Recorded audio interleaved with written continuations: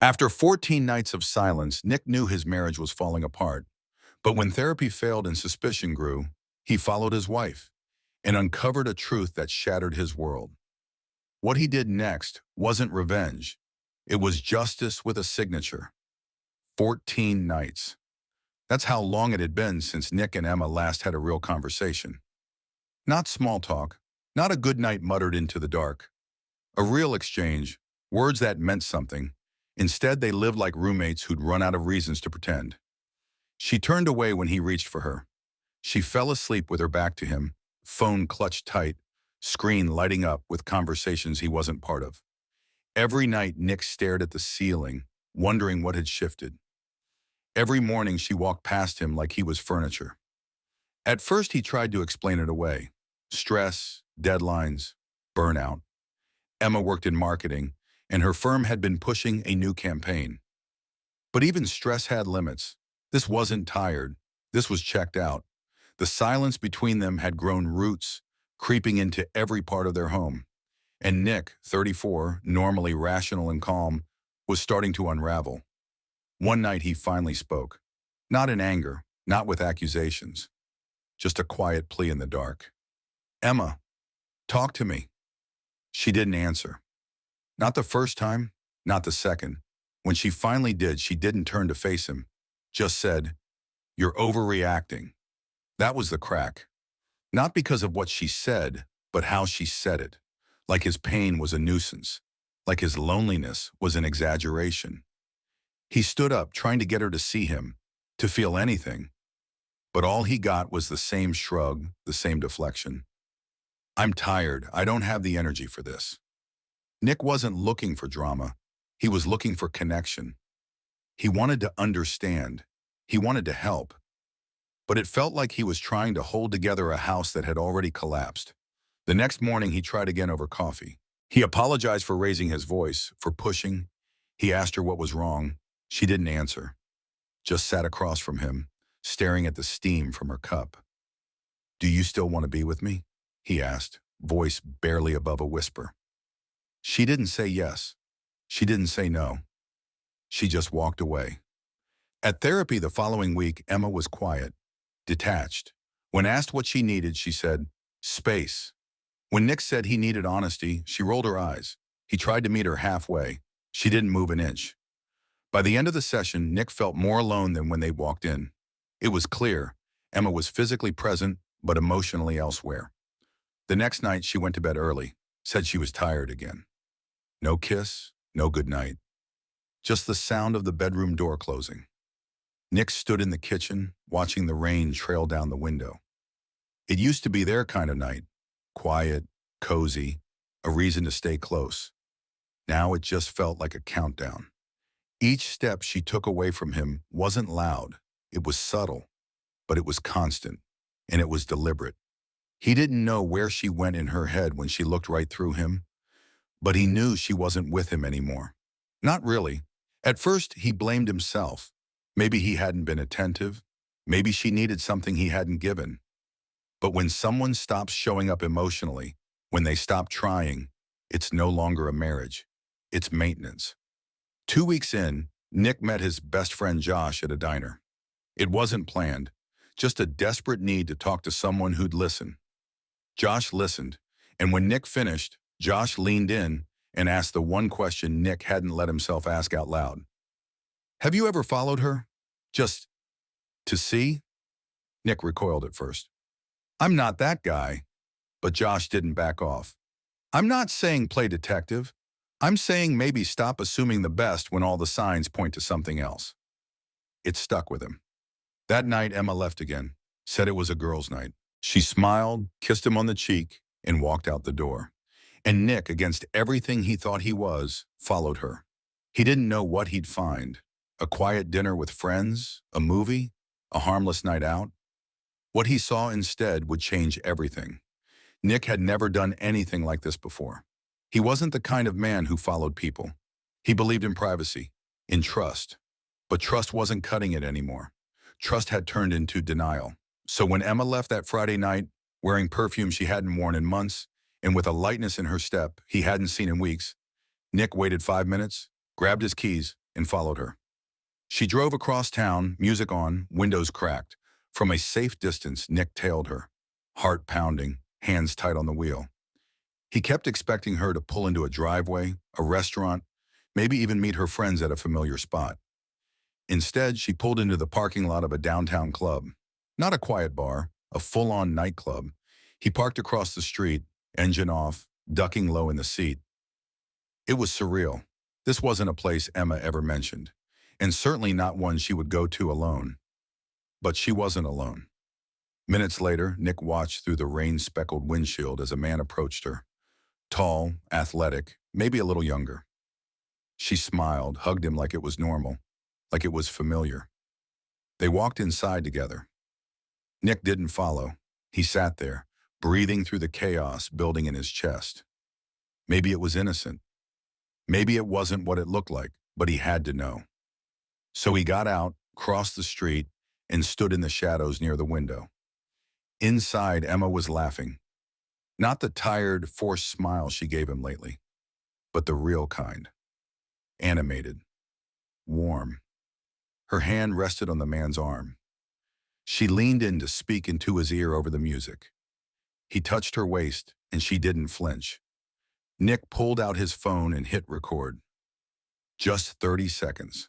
That's all he needed, not to post. Not to use against her. Just to remind himself that what he saw was real. That he wasn't imagining this distance. He went home before she did. Emma returned after 9 a.m., still in last night's clothes, hair pulled back, sunglasses on despite the overcast sky. She looked exhausted. Not from work, from pretending. Nick was already in the living room when she walked in, a folder sat on the table. She froze. "You're up early." "I never went back to sleep." Emma started for the stairs. "Nick, I can explain." "Good," he said. "Then explain this." He tapped the folder. She hesitated, then walked over and opened it. Divorce papers. Her breath caught. This is a mistake." Nick stayed calm. 3 years of marriage. And last night, I watched you live like none of it mattered. Emma shook her head, scrambling for words. "It wasn't what it looked like." He leaned forward. "I watched you touch another man. Laugh with him. I've barely gotten a smile out of you in 2 weeks." Tears formed in her eyes. For the first time in weeks, she looked like she felt something. "I was stupid," she said. "It didn't mean anything. I just needed to feel something again." "You did feel something," Nick said, "while I felt everything else." He stood up. "I begged for connection. You gave me silence. I asked for honesty. You gave me excuses. Now I'm giving you what you've been acting like you wanted. Freedom." She followed him to the door, clutching the papers. "We can fix this. I'll go back to therapy. Please." Nick paused. "You don't want me," he said. "You want the comfort I provide. You want the version of me that makes your life easier. But the real me? The one who hurt every night waiting for you to come back? You left him weeks ago." She broke then, tears falling, hands trembling. Nick didn't yell.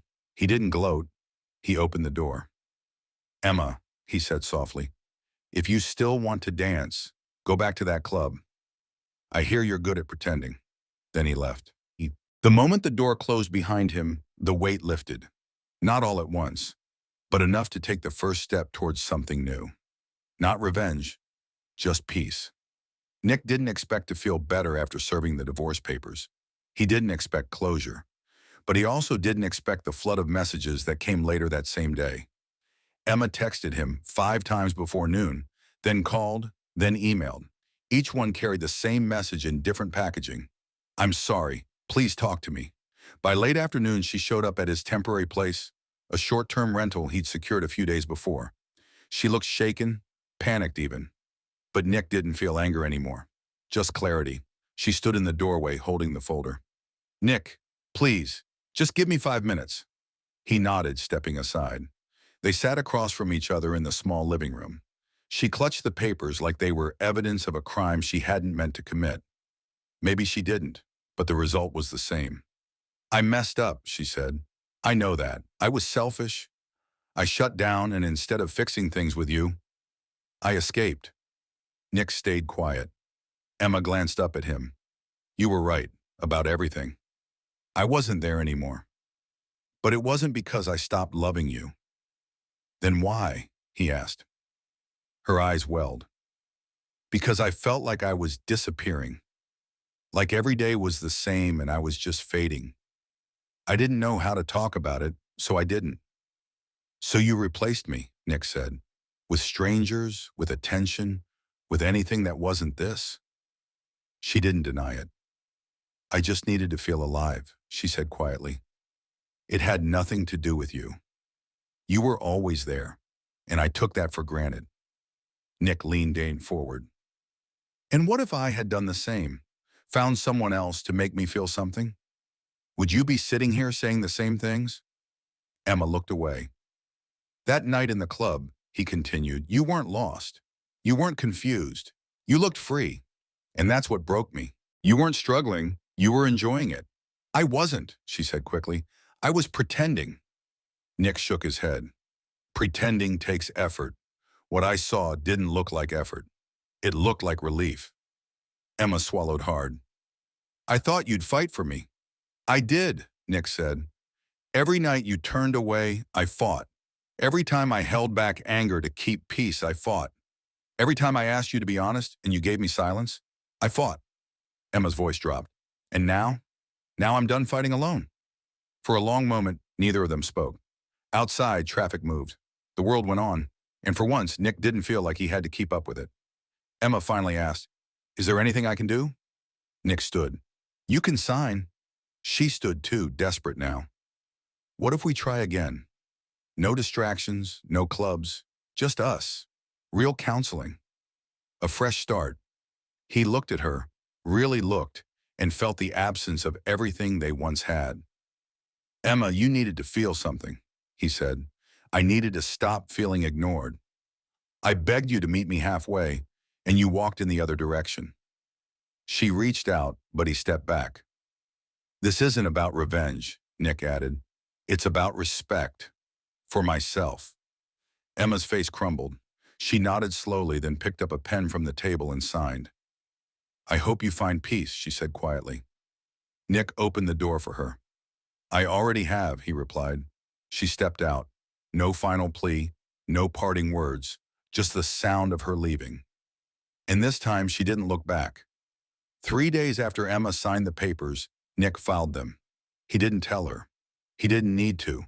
He wasn't trying to make a point. He wasn't punishing her. He was following through. It was strange how quiet freedom could be. There were no arguments, no more guessing games. Just space. And in that space, Nick found something unexpected. Relief. Not the kind that comes from winning, but the kind that comes when you stop carrying something that was never meant to be held alone. He returned to work, got back into a routine. The pain didn't vanish, but it became manageable, predictable. There were still moments when he picked up his phone to text her before remembering he didn't have to anymore. And sometimes late at night, he'd wake up reaching for her out of habit, then remember. But those moments didn't undo his decision. They confirmed it. Emma, meanwhile, tried to stay present in his life, even if only through digital traces. A message here, a like there. Nick didn't respond, not out of bitterness, but because there was nothing left to respond to. Then came the email. The subject line was simple. Can we talk? He opened it, read it twice. Emma wanted to meet, just once. No begging, no drama, just a conversation. He agreed, not because he needed closure, but because she did. They met at a neutral spot, quiet, public, unremarkable. She arrived with a notebook in hand. I've been writing things down, she said, trying to understand what happened, what I did. Nick nodded but didn't say much. I know what I lost, she continued. It didn't hit me all at once. It was slow, like waking up to find the house you lived in has been packed up without you knowing. Nick gave a half smile. That house didn't pack itself overnight. She nodded. I know, I started it. There was a long pause. I just want you to know, she said, it wasn't about the guy at the club, or the others. There weren't many, but it didn't matter. What mattered was that I left the relationship before I ever walked out the door. Nick looked at her carefully. Why are you telling me this now? Because you deserve the truth. Not the filtered version I gave you before. And because I'm starting to realize how much I tried to rewrite what we had just to justify what I did. He didn't interrupt. Emma continued, "You were good to me, maybe too good. And I convinced myself that being unhappy was your fault, because it was easier than looking at my own mess." Nick sat back, arms crossed. "I'm glad you're saying it," he replied, "but this doesn't change anything." "I know," she said quietly. "I don't expect it to. I just needed to say it out loud." They sat in silence for a while, not uncomfortable, not hostile, just quiet. Before leaving, Emma looked up and asked one final question. "Do you hate me?" "No," Nick said, "but I don't trust you, and that's worse." She nodded, stood, and walked away. This time, he didn't watch her leave. Over the next few weeks, life resumed, slowly but steadily. Nick reconnected with old friends, picked up a hobby he had shelved during the marriage, and started sleeping better. Not because he was over it, but because he didn't have to live in doubt anymore. Emma faded further into the past. Her messages stopped. Her name appeared less and less on his phone. The emotional fog lifted. What remained was a clear view of what he had tolerated and what he'd never accept again. People began asking questions. Some mutual friends had heard about the divorce. They wanted the story. Nick kept it short. She checked out. I caught up. He didn't trash her. He didn't embellish. He didn't need to. The facts were enough. And in those facts, Nick found strength. He wasn't a victim. He wasn't a hero. He was just a man who decided that love without respect wasn't worth chasing. And now, for the first time in a long time, he wasn't chasing anything. He was moving forward. 6 months later, Nick stood in line at a local cafe waiting for his coffee. It was a normal day. That's what struck him. Things weren't spectacular or dramatic.